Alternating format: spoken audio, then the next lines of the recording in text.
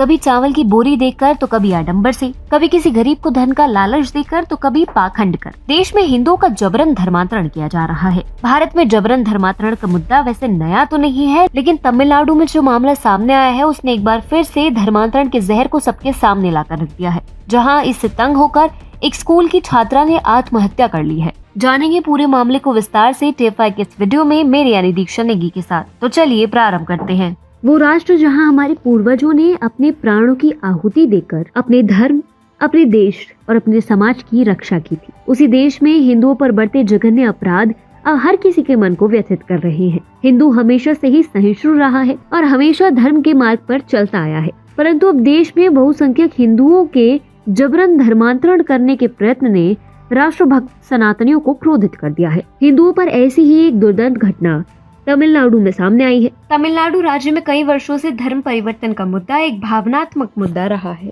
राज्य ने 2002 में बल, धोखाधड़ी या प्रलोभन द्वारा किए गए धर्मांतरण को प्रतिबंधित करने के लिए कानून भी लाया था। हालांकि 2006 में विरोध के कारण कानून को निरस्त कर दिया गया था। फिर भी तमिलनाडु में धर्म परिवर्तन एक बार फिर से गर्म मुद्दा बनता जा रहा है। इस बार गाली गलौज और जबरन धर्म परिवर्तन के आरोप में 17 साल की बच्ची की मौत की खबर से तमिलनाडु उबल रहा है। आपको बता दें कि 20 जनवरी 2022 को तमिलनाडु के तंजावुर जिले के थिरुकट्टुपल्ली में कैथोलिक शिक्षा संस्थान Sacred Heart Higher Secondary School के छात्रावास में रहने वाली 17 वर्ष की एक छात्रा की जहर खाने से मौत हो गई है। खबरों के अनुसार स्कूल ने कथित तौर पर पीड़ित लड़की को ईसाई धर्म अपनाने के लिए मजबूर किया और कहा कि अगर वह आगे पढ़ना चाहती है तो उसे अपना धर्म बदलवाना होगा, लेकिन लड़की ईसाई धर्म अपनाने को तैयार नहीं थी। इसलिए स्कूल के अधिकारियों ने उससे शौचालय की सफाई करवाई, बर्तन धुलवाए आदि ऐसे काम करने के लिए उसे मजबूर कर उसे मानसिक तौर पर प्रताड़ित किया और उसका अपमान करना शुरू कर दिया।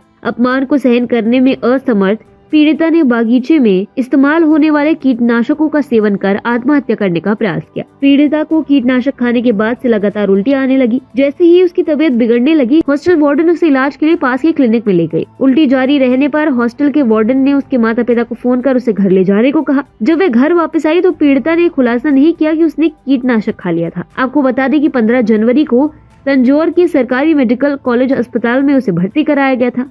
ये पाया गया कि उसके लगभग 85% फेफड़े तब तक प्रभावित हो चुके थे। उसकी किडनी भी फेल हो गई थी। गहन चिकित्सा इकाई में उसका इलाज चल रहा था। गौरतलब है कि उसकी मां को भी स्कूल के एक अधिकारी ने धर्म परिवर्तन के लिए कहा था। मना करने पर उनके साथ बदसलूकी भी की गई। अंततः इसका परिणाम ये हुआ कि पीड़िता ने आत्महत्या करने का प्रयास किया और उसकी मृत्यु हो गई। जैसे ही पीड़िता का बयान सोशल मीडिया में वायरल हुआ, हिंदू संगठनों और भाजपा ने पीड़िता के समर्थन में आकर संबंधित दोषियों और स्कूल के खिलाफ कार्रवाई करने की मांग करते हुए विरोध प्रदर्शन किया। तमिलनाडु बीजेपी प्रमुख के अन्नामलाई ने इस जघन्य घटना पर कहा कि धर्म परिवर्तन एक जहरीली मानसिकता है जो गरीबों को चोट पहुंचाती है और ये तमिलनाडु में तेजी से फैल रही है। पीड़िता के लिए न्याय की मांग करते हुए उन्होंने राज्य सरकार से जबरन धर्मांतरण विरोधी कानूनों को सख्ती से लागू करने का आह्वान किया। लेकिन दुख की बात यह है कि पुलिस ने पीड़िता के माता पिता और प्रदर्शनकारियों को गिरफ्तार कर लिया। घटना का संज्ञान लेते हुए विश्व हिंदू परिषद, हिंदू मुन्नानी और राजनीतिक संगठन इंदु मक्कल काची जैसे हिंदू संगठनों ने पीड़िता को न्याय दिलाने और हिंदुओं के ऊपर हिंसक धर्मांतरण के खिलाफ आवाज उठाई है। वहीं इस मामले में पीड़िता के परिजनों का दावा है कि वह एक होनहार छात्रा थी जो 10वीं की कक्षा में प्रथम आई थी। उनका यह भी दावा है कि उसने अपनी नोटबुक में मैं जीना नहीं चाहती, मैं अपना जीवन समाप्त करने जा रही हूँ लिखा था। परिजनों का ये भी आरोप है कि लड़की की इच्छा 12वीं कक्षा में उच्च अंक प्राप्त करने की थी, पर उसके सपनों को वार्डन ने तोड़ दिया।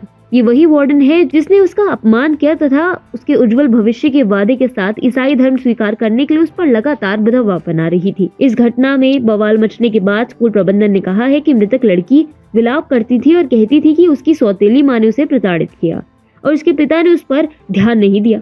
उनका दावा है कि वे परेशान थी और छुट्टियों के दौरान अपने परिवार के पास भी नहीं जाना चाहती थी। इतना ही नहीं, यह भी कहा गया कि लड़की ने कबूल किया कि उसे घर में रहने और घर के काम करने के लिए कहा जाता था। इस बात में कितनी सत्यता है ये आने वाली जांच में साफ हो पाएगा। दरअसल हिंदुओं के जबरन धर्मांतरण का मुद्दा देश में एक विषैले नाग की तरह हो चुका है, जिसका खात्मा करना अब अत्यंत आवश्यक हो चुका है। आपको बता दें कि इस घटना से लोगों में खासा आक्रोश है। हालांकि ये पहली बार नहीं है जब मिशनरी संचालित संस्थानों में छात्रों का ऐसा उत्पीड़न हुआ हो। सन 2006 से सन 2011 की अवधि में जब तमिलनाडु में डीएमके सत्ता में थी और यूपी केंद्र में थी, तब तमिलनाडु में स्थानीय समाचारों में ईसाई मिशनरियों द्वारा संचालित स्कूलों में बच्चों की आत्महत्या करने के कई मामले सामने आए थे। आपको बता दें कि इस तरह की घटना सामने आने के बाद बहुत सारे सामाजिक संस्थान मौन हैं और उनकी चुप्पी इस बात की तरफ इशारा करती है कि जब हिंदुओं पर प्रताड़ना की बात हो और कुछ कथित सामाजिक संस्थान जो खुद को समाज का सच्चा साथी बताते हैं वो हिंदुओं पर अपराध करने के मामले में अपना मुंह फेर लेते हैं। लेकिन अगर यही बात किसी गैर हिंदू की हो तो वे दिन रात मगरमच्छ के आंसू बहाएंगे। इस वर्ष जब हम वीर बाल दिवस के दिन धर्म की रक्षा के लिए